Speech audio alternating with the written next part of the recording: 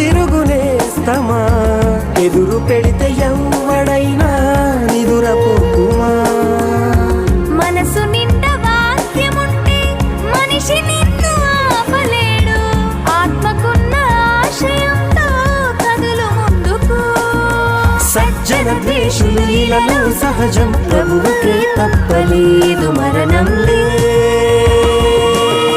నిలబడు పరుగిడు తన్ని పని కోసమే ఇలను సౌఖ్యమెంత ఉన్నా పెంటతోటి పోల్చుకున్నా పరమత్యాగి పౌలు గారి తెగువ మనకు మాదిరి బ్రతుకు